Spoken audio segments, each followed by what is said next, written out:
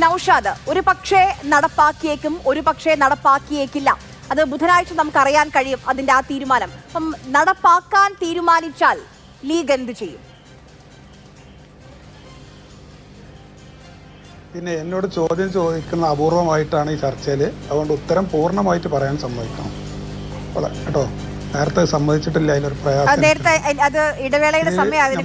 മുസ്ലിം ലീഗിന്റെ നിലപാട് ഞാൻ പറഞ്ഞല്ലോ.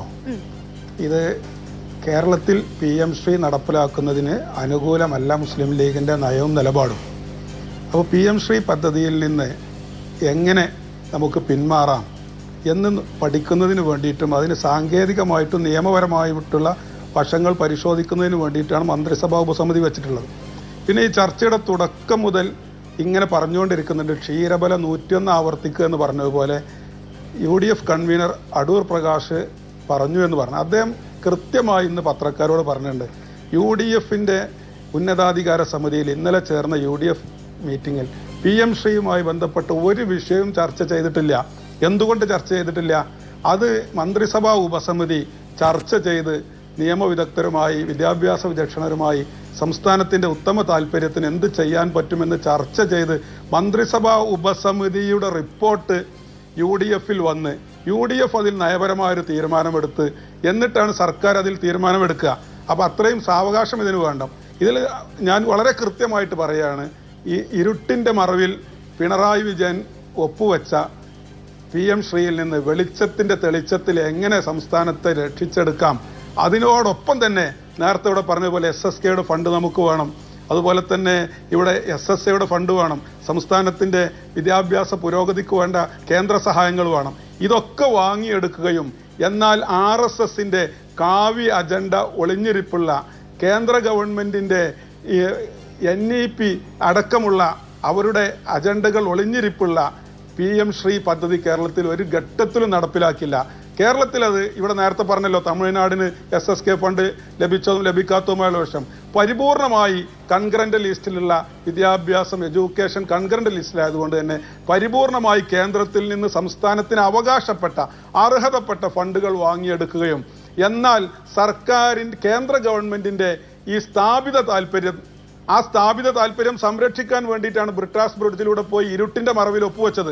ഞങ്ങൾ ഇരുട്ടിന്റെ മറവിൽ ഒന്നും ചെയ്യില്ല, പ്രബുദ്ധമായ മലയാളക്കരയെ ഈ കാവ്യ അജണ്ടയിൽ നിന്ന് രക്ഷപ്പെടുത്തുകയും. കുറെ ഈ തെരഞ്ഞെടുപ്പ് കഴിഞ്ഞതിന് ശേഷം ഇന്നലെയാണ് ആദ്യത്തെ UDF യോഗം ചേർന്നത്.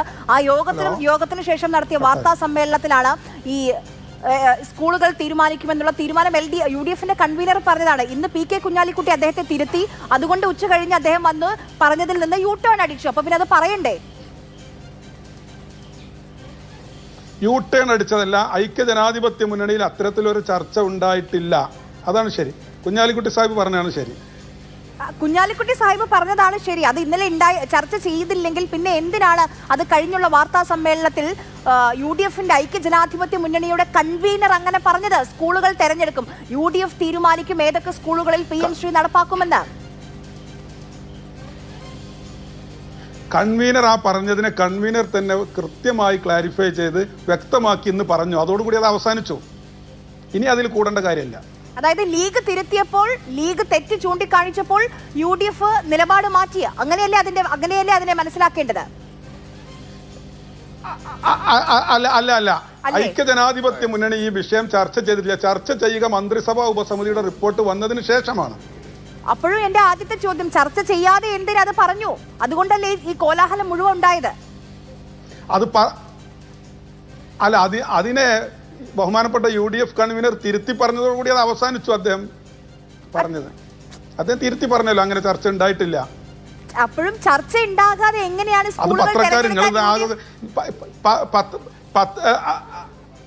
പത്രക്കാരൊന്ന് കൂടി അദ്ദേഹത്തോട് ചോദ്യം ചോദിച്ചപ്പോൾ അന്ന് അദ്ദേഹം തന്നെ വിശദീകരിച്ചുകൊണ്ട് ഞാനും അത് പറയേണ്ട കാര്യമില്ലല്ലോ. ഐക്യജനാധിപത്യ മുന്നണിയെ ചർച്ച ചെയ്തിട്ടില്ല.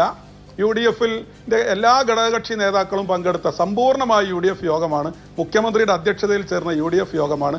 അതിൽ PM-ശ്രീയുമായി ബന്ധപ്പെട്ട ഒരു കാര്യവും ചർച്ച ചെയ്തിട്ടില്ല. UDF ചർച്ച ചെയ്യാത്തൊരു കാര്യത്തെക്കുറിച്ച് UDF അങ്ങനെ പറഞ്ഞു ഇങ്ങനെ പറഞ്ഞു നിങ്ങൾ പറഞ്ഞാൽ ശരിയാവില്ലല്ലോ. UDF കൺവീനർ ഇന്ന് നിങ്ങളുടെ മുമ്പിൽ വന്നിട്ട് പറഞ്ഞല്ലോ അങ്ങനെ ഉണ്ടായിട്ടില്ല. ഇന്നലെ പറഞ്ഞതിനെ നമ്മൾ മുഖവിലേക്ക് എടുക്കണ്ട. 24 മണിക്കൂർ ആയുസില്ലേ ഒരു വാചകത്തിന്? അല്ല, അദ്ദേഹം തന്നെ പറഞ്ഞല്ലോ ഇന്നലെ പറഞ്ഞ സാഹചര്യം എന്താണ് എന്നും UDF എന്താണ് തീരുമാനിച്ചത് എന്നും കൃത്യമായി UDF കൺവീനർ ഇന്ന് പറഞ്ഞു. ഇന്നലെ നിങ്ങൾ ഇന്ന് പറഞ്ഞ ചർച്ച ഇന്നലെ കഴിഞ്ഞു പോയതല്ല. ഇന്നലെ കഴിഞ്ഞു. അതിന്റെ വിശദീകരണം UDF കൺവീനർ തന്നെ പറഞ്ഞല്ലോ, പിന്നെ ഞാനത് പറയേണ്ട കാര്യമില്ല. ശരി ശരി, നമ്മുടെ സമയം അതിക്രമിച്ചു. എനിക്ക് ഒരു കാര്യം കൂടി, ഇപ്പം നിങ്ങളുടെ MLA PK നവാസ് പണ്ട് ഇട്ടൊരു പോസ്റ്റ് ഉണ്ട്. UDFന്റെ കേരളം മുട്ടുമടക്കില്ല, മടക്കാൻ പാടില്ല, 4.5 വെള്ളിക്കാശിന് RSSന്റെ അറവുശാലയിലേക്ക് കേരളത്തിലെ ക്ലാസ് മുറികളെ ഒറ്റിക്കൊടുത്തവരുടെ ദുഷ്പ്രചരണങ്ങളെ തള്ളിക്കളയണം, ഓന്ത് നാണിക്കും സഖാക്കളെ എന്നൊക്കെ. ഓന്ത് നാണിക്കേണ്ടി വരുമോ ഇനിയിപ്പോ ബുധനാഴ്ച നിങ്ങൾ ഇത് നടപ്പാക്കാൻ തീരുമാനിച്ചാ? ഇല്ല, UDFന്റെ നിലപാട് എന്ന് പറയുന്നത്, മുസ്ലിം ലീഗിന്റെ നിലപാട് എന്ന് പറയുന്നത് ഈ RSSന്റെ കാവ്യ അജണ്ടയെ ഒരു ഘട്ടത്തിലും പ്രബുദ്ധമായ കേരളത്തിലേക്ക് കൊണ്ടുവരില്ല എന്ന് തന്നെയാണ്. ശരി, സമയം അതിക്രമിച്ചതുകൊണ്ട് ഞാൻ ഇടപെടുകയാണ്. വളരെയധികം നന്ദി ചർച്ചയിൽ പങ്കെടുത്ത എല്ലാ പാനലിസ്റ്റുകളും.